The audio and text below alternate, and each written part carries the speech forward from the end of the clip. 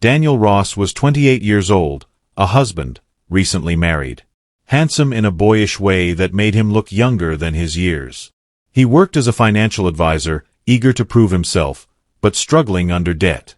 Claire Whitmore was 47, his wife's mother. Divorced for over a decade, still striking, with the kind of elegance age had refined rather than diminished. She was confident, worldly, with a way of making people, especially men, feel seen. And then there was Emily, Claire's daughter, Daniel's wife. 26, bright, hopeful, trusting. She adored her husband, and she adored her mother. She had no idea she was about to be betrayed by them both.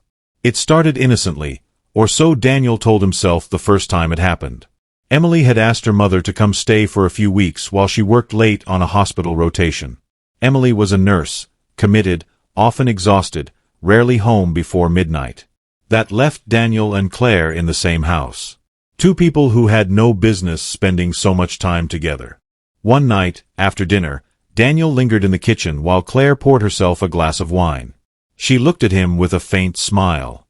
"You're awfully quiet tonight. Is work draining you again?" He gave a nervous laugh. "Something like that. Clients think I'm a miracle worker. They don't see me panicking half the time." She tilted her head, scanning him in a way that felt too intimate. "You remind me of your father-in-law when he was your age. Always chasing approval. Always afraid of falling short." "I'm not afraid," Daniel said quickly. I want to do right by Emily." She stepped closer, her perfume surrounding him. "And you are. She loves you more than she even knows how to say." "But Daniel," her hand brushed his arm, "you need to love yourself a little too." The touch was brief, fleeting, but it ignited something reckless in him. The loneliness of nights without Emily, the pressure, the wine, all of it conspired. That was the night Daniel kissed his wife's mother. And it didn't stop. Weeks passed, and Emily remained oblivious. The affair grew bold in its secrecy. Stolen moments in the living room while Emily showered upstairs. Whispered words in the kitchen. One afternoon, when Emily was at the hospital, Daniel and Claire crossed a line they could never uncross. They told themselves it was passion, chemistry, fate. But it wasn't. It was betrayal. And betrayal always leaves traces. Emily wasn't suspicious at first. But suspicion grows the way cracks spread in glass, quietly, then suddenly everywhere. She noticed Daniel's phone lighting up late at night, a message from her mother asking, "Still awake?" She noticed her husband and mother exchanging glances that lasted too long, silences that felt too heavy. One Saturday morning, while folding laundry, Emily held Daniel's shirt to her nose. A scent clung to it. Perfume. Familiar. Too familiar. She whispered to herself, "No, it can't be." But the thought lodged in her mind like a splinter. Her best friend Marissa noticed the strain. "You've been distracted all week. What's going on?" she asked. Emily hesitated. I think Daniel might be hiding something. But it doesn't make sense. He's not that type of man." "Emily," Marissa said, "sometimes the ones we trust the most are the ones who blindside us. Be careful. Don't ignore your instincts." Emily nodded, but inside she hated herself for even thinking it. To suspect her husband was bad enough. To suspect her own mother? Unthinkable. Until the night everything shattered. It was a Tuesday evening. Emily's shift at the hospital was supposed to end at midnight. But a colleague offered to cover the last few hours. For once, Emily decided to surprise her husband. She drove home, humming softly, rehearsing how she'd slip into Daniel's arms, how happy he'd be to see her early. She parked, stepped quietly into the house, and set down her bag. The living room was dark. The kitchen too. But upstairs, light. She padded up the steps, heart fluttering with affection. But halfway up, she froze. Voices. Laughter. A man's and a woman's. Her husband's voice. Her mother's laugh. Her stomach turned cold. Slowly, she pushed open the bedroom door. What she saw would burn in her memory forever. Daniel. Naked. Claire, naked, twined together in her marriage bed. For a moment, the world stopped. No, Emily whispered, broken. Daniel and Claire jerked apart, faces twisted with horror. Emily, this isn't, Daniel stammered. Emily, please listen, Claire pleaded. But Emily's scream drowned them out. How could you? Both of you. In my bed. Her hands shook violently, her breath ragged. She staggered backward, as though the air itself was poison. My husband. My own mother. Tears blurred her vision, rage boiling into something dangerous. She grabbed the lamp from the nightstand and hurled it at the wall. The crash echoed through the house like thunder. Daniel leapt from the bed, reaching for her. Emily, please, it was a mistake. It just happened, I swear. She shoved him away, her nails raking across his chest. Don't you dare touch me. Don't you dare speak to me. You disgust me. Claire scrambled for a sheet, clutching it to her chest, her face pale. Emily, I didn't mean. Shut up. Emily's scream was so raw it didn't sound human. Don't you ever say my name again. You are dead to me. Both of you are dead to me. She bolted from the room, down the stairs, out into the night. Behind her, Daniel collapsed onto the bed, burying his face in his hands. Claire sat trembling, her daughter's words slicing deeper than any knife. Neither of them knew what Emily would do next. But betrayal has consequences. And sometimes, betrayal leads to crime. That night, Emily drove aimlessly, tears streaming down her face, her mind spiraling between grief and rage.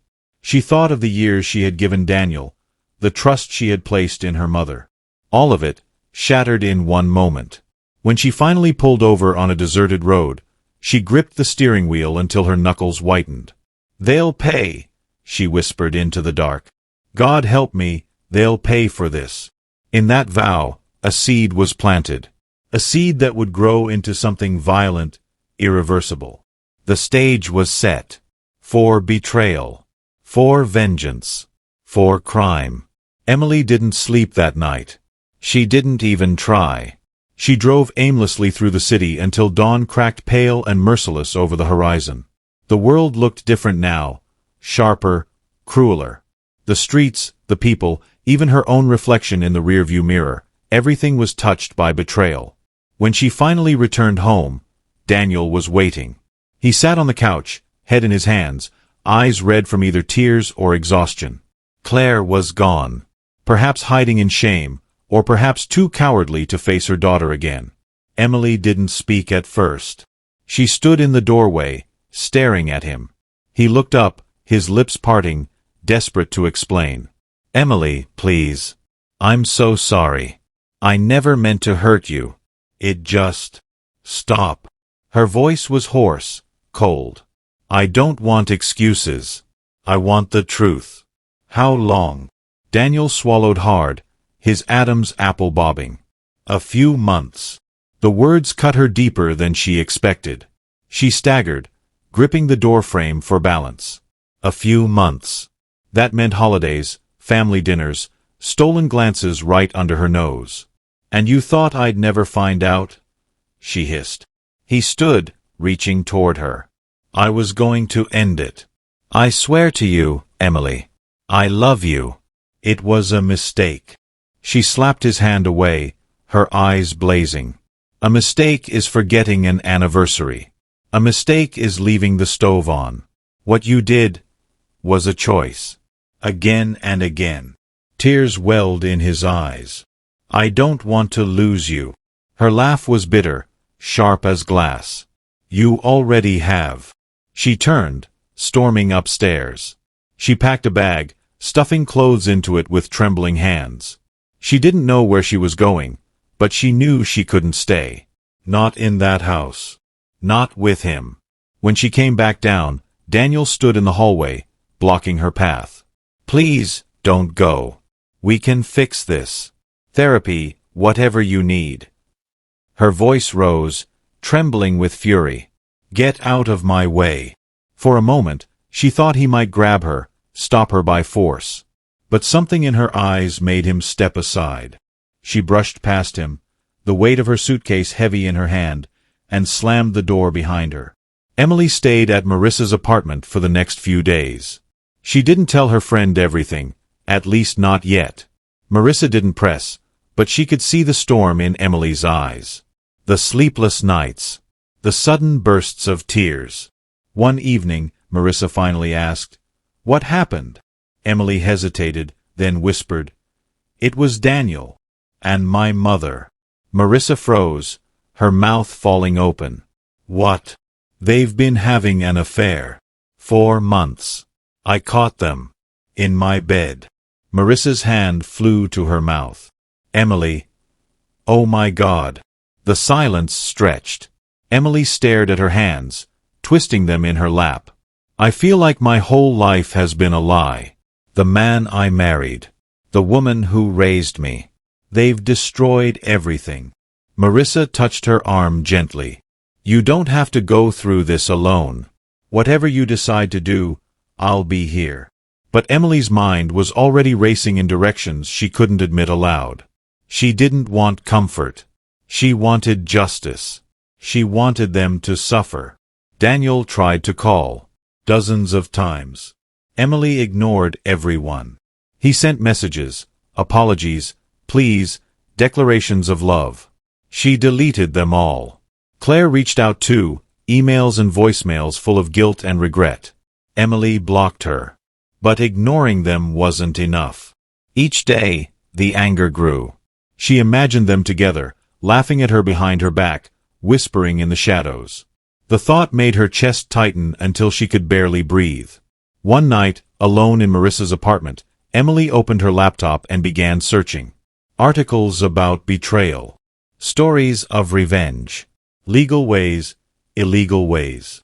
She read late into the night, her eyes burning, her mind whirring. By morning, she had made a decision. She wouldn't just leave them. She would destroy them. Her plan began small.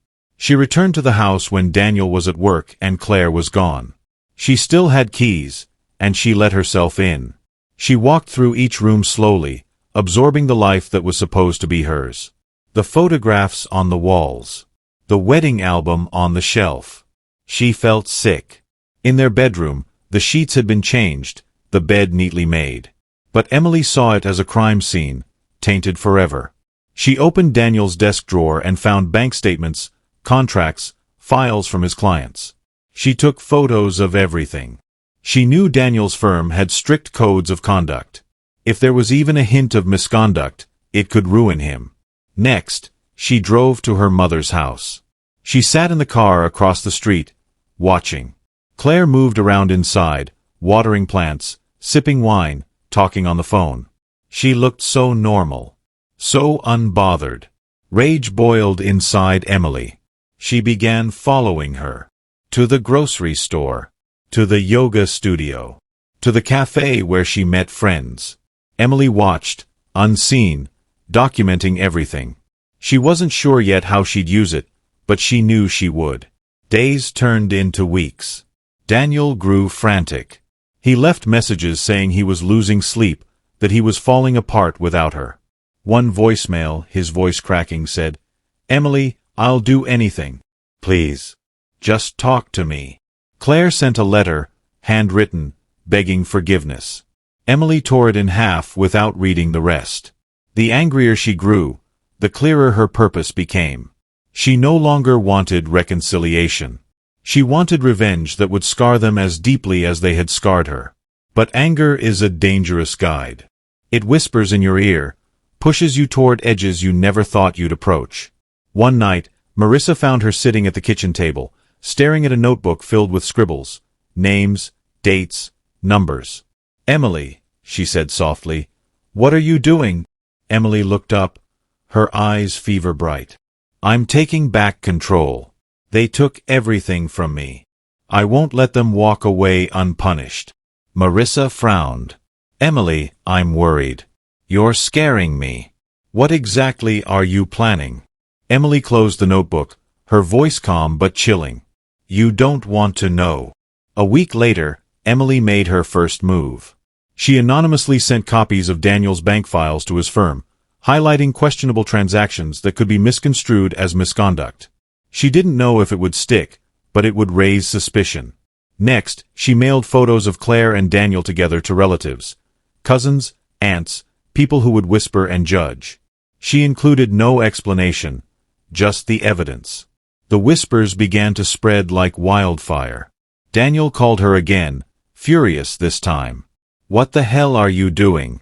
My job is on the line. Our families are turning against us." "Our families?" Emily's voice dripped venom. "You destroyed our family the moment you touched her. Emily, stop this. You're going too far." She hung up before he could finish. But it wasn't far enough. Not yet. Emily's anger consumed her. She started dreaming of darker things, visions of Daniel and Claire ruined, humiliated, even hurt. She tried to shake them off, but they lingered. One night, as she lay awake, she whispered into the darkness, "Maybe I should just end them." The thought startled her, but it also thrilled her. It was the first time she admitted to herself what she truly wanted, and once the thought took root, it grew. Daniel and Claire, meanwhile, were unraveling. He was facing an internal review at work. She was losing friends as gossip spread. They argued constantly, blaming each other for everything. "This is your fault," Daniel snapped one evening. "You said she'd never find out." "She's my daughter," Claire shot back. "You think I knew she'd come home that night? You think I wanted this? You seduced me. You didn't exactly resist." Their voices echoed through the empty house, both of them knowing deep down that Emily was the ghost haunting them, pulling the strings. But Emily wasn't satisfied. Watching them squirm wasn't enough. She wanted finality. Something irreversible. She began to research. Poisons. Accidents. Methods that left little trace. She read medical forums, crime articles, true crime blogs. Her nursing background gave her a dangerous advantage. She knew what worked, what didn't, what could be disguised as natural causes. Every night, she planned. Every day, she pretended to function. To Marissa, to colleagues, she wore a mask of fragile recovery. But underneath, the storm raged stronger than ever. She whispered to herself, over and over, like a mantra, "They'll pay. They'll both pay." And as the weeks turned into months, Emily's plan began to crystallize into something deadly. The line between betrayal and crime was about to vanish. Emily planned the last day with the kind of patience that comes from long nights without sleep and a mind sharpened by hurt. She had spent months carving out the pieces she needed, the whispers that loosened friends and family from Claire's side, the anonymous complaints that put Daniel under scrutiny at work, the photographs and notes that made sure the world would whisper and point. She had also spent hours turning over the one thing she never wanted to become, someone who could take a life. The thought had arrived like a tide, inevitable and horrible, and she had let it wash over her until it became a hunger she could no longer deny. She did not intoxicate herself with fantasies of glory. Revenge, she had come to understand, was not a clean line drawn through the air. It was a slow, wet work that stained everything it touched. She wanted to end the source of her ruin, a definitive, irreversible end, and in that, paradoxically, she found clarity. If people were going to believe in accidents and misfortune, she would write one that felt plausible to everyone but to her. Not with manuals or meticulous instructions. She had no interest in tutorials, but with the blunt instruments life sometimes handed you: opportunity, proximity, and a moment. The plan did not require violence at first. It required a small variety of human weaknesses. She cultivated them: Claire's vanity, Daniel's guilt, their mutual carelessness after months of living under shame. She used messages and misdirection to coax them into the same space. That was the first victory. A cafe by the lake, on a weekday when the streets were quiet. She sent a message to Claire. An old friend in town was dying, she wrote, and could Claire meet them to make amends? It was a lie. The real message was for Daniel. Meet Claire at the cafe at noon, she wrote, as if she were still their satellite, still the one who arranged the orbit.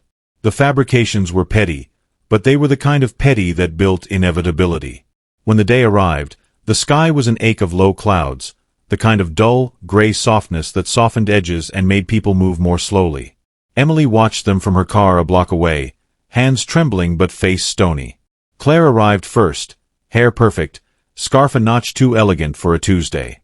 She walked with a small saddlebag and a drink in her hand, strolling as though the world were still hers to command.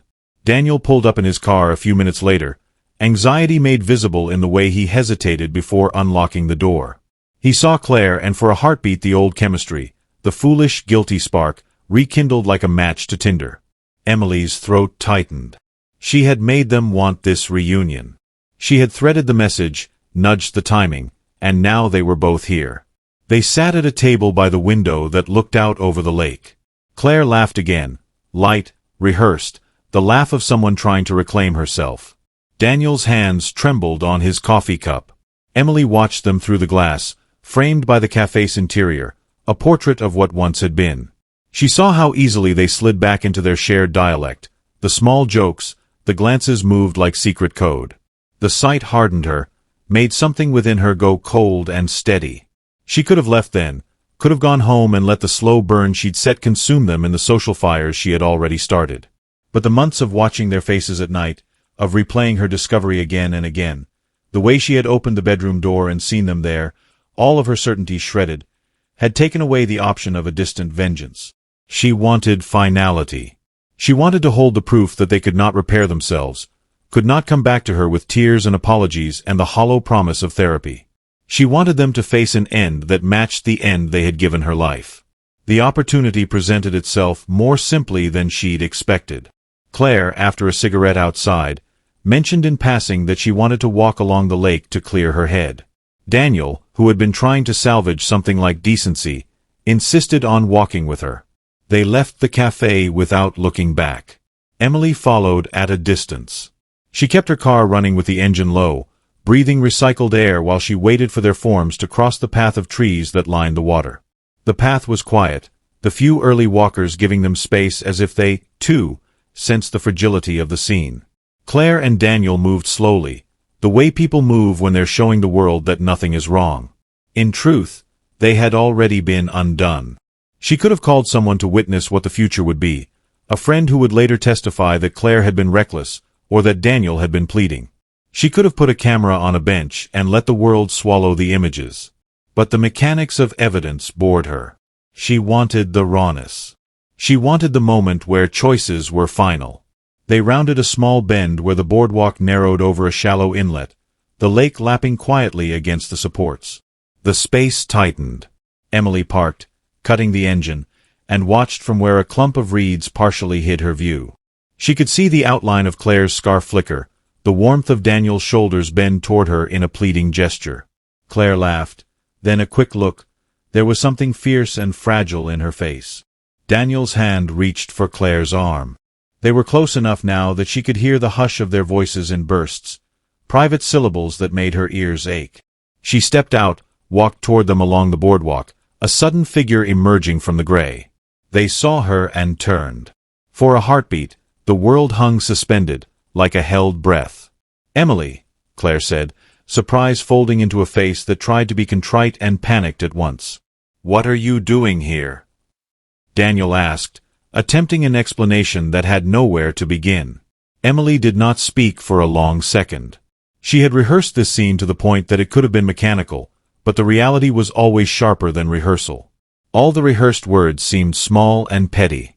She didn't want an argument. She wanted the end. "I came to see if you could tell me why you did it," she said finally. Her voice was steady. She watched them both, read every twitch like a map. "Why you would do this to me." Claire's eyes glistened, but her voice slid into excuses. "It wasn't supposed to," she began, but Emily cut her off. "You slept in my bed," Emily said. "You didn't sleep next to me. You slept where our nights happened, where my life took shape. You chose him." Daniel opened his mouth. "It's okay," Emily said, and the simple word carried a weight that made them both flinch. "I'm not here to beg." She took a step closer, and Daniel flinched back as if the proximity burned. "I'm here to end this." Claire tried a last appeal. Please, Emily, we can. No, Emily said. You can't unhurt me.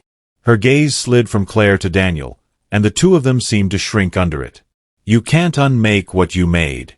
But I can make sure you don't keep making it happen. Claire laughed a bitter, pleading laugh. You're not going to do something crazy. You can't. The word crazy was a baited hook. For a moment, Emily felt the old girl she had been, the one who had once loved her mother with an uncomplicated devotion, rise up and beg for mercy. But that girl had been broken into new shapes. The breach had not just taken trust, it had unmoored her from the world she knew. She stepped forward and grabbed Claire's wrist. The motion was neither delicate nor clumsy, it was precise and deliberate. For the first time since the discovery, Claire was not the one in command. Let go, Claire hissed, voice narrowing into a sound that was neither apology nor plea. Emily tightened her hold. Daniel stepped between them, hands raised as if to separate something about to boil over. He started. She looked at him as if at a stranger who had stolen something priceless. You made your choice, she said. You both did. The argument was short, voices rising in jagged peaks. Claire begged, cried, called Emily by the old names, daughter, darling, sweetheart, names that were supposed to be soft but now sounded like insults. Daniel tried to reason, to plead, to remind her of vows and promises. But words had been water against the stone of what Emily intended. What happened next was a handful of motions befitting a catastrophe. Claire stumbled, perhaps pushed by the argument, perhaps by misstep, her heel catching on an uneven board. Time condensed into a glass bead that rolled and shattered. Emily watched Claire's body lurch forward, the small, fatal arc of a human collapsing against gravity. The world made a single terrible sound, the sharp thud of impact against wood, the hollow, final note. For a breathless instant, everything was unreal. The air seemed to hold between them like a film. Claire lay on the boards, eyes wide, the mouth forming a word that never made it into sound. Blood welled quickly at the temple, a dark bruise blossoming where the skull had met the unforgiving edge. Daniel knelt, screaming Claire's name, his hands flailing toward her. His face was a map of raw panic and remorse. Emily stood still, as if the heartbeat of the earth had moved to some other place and left her an empty shell. The future closed like a door. She wanted to run, to pull herself back into the safe dark of anonymity she had maintained for months. But some part of her, maybe the part that wanted to own the end with her own hands, kept her there. People came running then, a jogger who'd heard the fall, a dog walker, a couple who'd been strolling toward the water. Someone pulled out a phone, fingers trembling as they dialed. Daniel cradled Claire, whispering, begging, another world opening and closing between his lips. The lake reflected the gray sky, indifferent. When the ambulance arrived, it moved with the methodical efficiency of strangers who had not yet been wounded into the personal calculus of the lives before them. They worked with quick, professional hands that made the scene feel clinical, as if death could be boxed up and addressed. A paramedic asked questions. A police officer arrived, his voice steady, already recording what he could. Statements were taken in mumbles and tears. People pointed. The jogger said she'd seen Emily's car. The dog walker remembered the three of them near the boardwalk. The small details accumulated like evidence. Emily's presence, the argument, the fall. Emily told herself she had done it to stop the cycle. In the flurry of officialdom, she answered the officer's questions with a tone so even it was almost robotic. She gave them the false calm of someone who had rehearsed their grief. We were arguing, she said. She slipped. The officer's eyes searched her face and then each other's, a look that is older than any of us. This might be true, and it might not. Daniel's grief was immediate and all-consuming. He could not be consoled or reasoned with. I never wanted this, he kept saying. I never wanted any of this. He clutched Claire's hand as if holding on to her might restore what had been broken. The coroner's arrival was a cold punctuation. They moved Claire's body carefully, covering what had been revealed. The police cordoned the area. Questions proliferated. They took Emily's statement more than once. They took Daniel's as well. Emily found herself asked the same questions in different cadences, and each time she answered with the same mechanical factuality. She told them about the argument, about Claire's stumble, about the panic. She felt nothing of the righteous vindication she had expected. Instead, she felt a vast, blank fatigue settling into her bones, as if the action had cost her something vital she could not identify. In the hours that followed, whispers turned to inquiries. The news, always eager for narrative, took the raw outlines and painted them with rumor. Illicit affair leads to tragic death. Daughter confronts cheating pair. Family torn apart. Reporters came to the house, their faces eager and bright, like vultures in bright suits. Marissa held Emily as the cameras flashed their questions at her doorstep, questions she pushed away with a hand that suddenly felt foreign. People called, her phone filling with messages of condolences and, beneath them, something sharper. The part of society that loves to see sinners punished. The police were thorough. They asked about motives, about prior threats, about any signs that this had been planned. Emily answered each time that it had not been planned. She said that she had been following them because she wanted to see them together, a weak excuse that sounded like a confession. The officers read between the lines in their minds, but without the undeniable evidence of premeditation. No weapon, no explicit threats, no recording of prior admissions. There was only one person who had gone to speak to them, who had been present at the place of the fall. Daniel's sorrow turned on him. He began to talk in broken sentences of what he had allowed and the way the world had rearranged itself into a place of accusation. He wanted Emily held accountable, but in that want he admitted a cruel truth. He had been part of the betrayal that had led to this. His guilt was a living, pulsing thing. A coroner's report would eventually label the death as a fatal head injury consistent with a fall. There would be an inquest. There would be questions about whether there had been negligence. There would also be the messy business of scandal. Photos released, relatives called, funerals planned. The courthouse and the tabloid would both claim the right to make the story theirs. In the days that followed, Emily moved through the world like someone dressed in borrowed skin. She attended the funeral because the town expected it, because it felt grotesque not to. She sat in the pews with her hands folded, feeling every gaze like a burn. She watched Daniel speak at the graveside, his voice raw, recounting memories of Claire that were tender and cruel in equal measure. Watching him grieve, Emily felt a hollowing that surprised her. There was a hollow that no revenge could fill, and which revenge, she realized in that moment, had widened rather than closed. People whispered. Expressions flickered across faces. Sympathy, horror, suspicion. The prosecutor opened an inquiry. Emily sat for interviews and for hours with investigators who picked apart every thread of the day with surgical precision. She provided answers. She did not offer details beyond what had happened. She found, to her own shock, that the law may be less interested in motives and more interested in the cold logic of cause and effect. Without an overt, indisputable act of violence, the case was not clear. Guilt arrived in a way she had not rehearsed. Not the moral guilt framed by sermons, but a different, personal grief, an ache that spread under the ribs and did not let her breathe. She found herself replaying details and imagining different outcomes. If she had left sooner. If she had not followed them. If she had walked away. The counterfactuals flattened her like tide water. Each possibility offered her a new proof of her own culpability. Daniel, broken and raw, began to come apart in public ways. He drank too much at night and later apologized at work. He made mistakes in meetings, shouted at colleagues, became an object of pity and scorn. The firm that had once trusted him now whispered about judgment calls and lapses. Claire's family fractures further as relatives chose sides. The town that had once admired the picture-perfect trio now tasted the bitter aftertaste of scandal. Emily waited. She had wanted this end, and yet the finality she sought did not bring the catharsis she had imagined.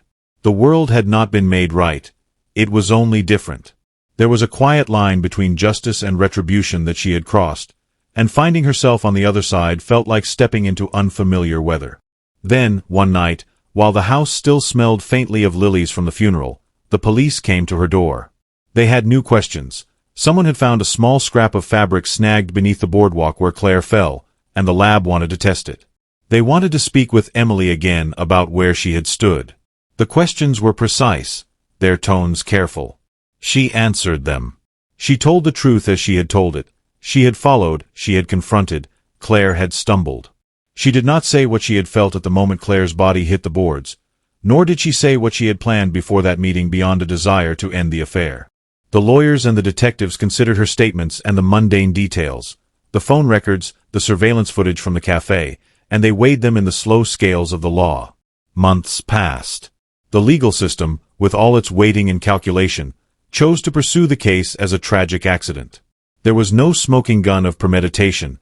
There was motive, there always was, but motive alone could not convict her. The scandal dimmed into memory for most of the town. Life, stubborn and patient, inched forward.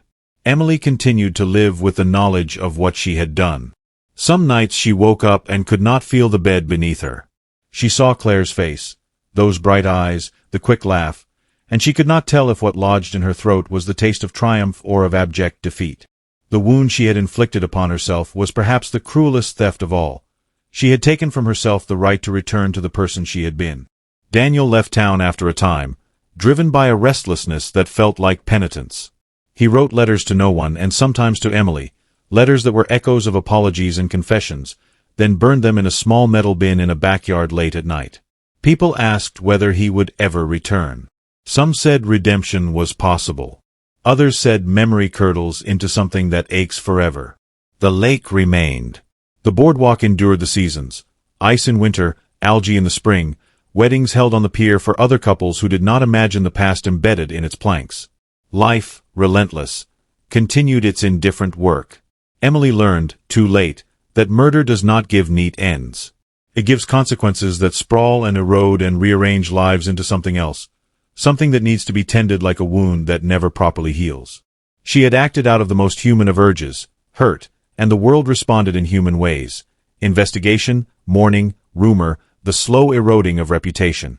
There was no cleanse of absolution, only the quiet grinding inside her chest where she felt something settle, responsibility and a solitude carved by her own decision. In the years that followed, she kept the memory of that gray day like a relic she could not display. She learned to speak again without flinching at the sounds of her own voice. She learned to work, to sleep in intermittently quiet rooms, to open a door without searching for an accusation behind it. But she never, ever, pretended to have been innocent. The truth was a stone she carried in the hollows of her palms. She had found them in her bed, she had sworn revenge, she had followed them to the lake, and in the end, the world tipped and one life was lost. Sometimes at night, standing by a window, she would look at the distant shimmer of water and think of the way the world had been simple before. She would think of Claire and of Daniel and of the small, savage choices that had unraveled them all. She had wanted to end the betrayal and had succeeded, but success had not brought freedom. It had only made the world narrower, the horizon closer.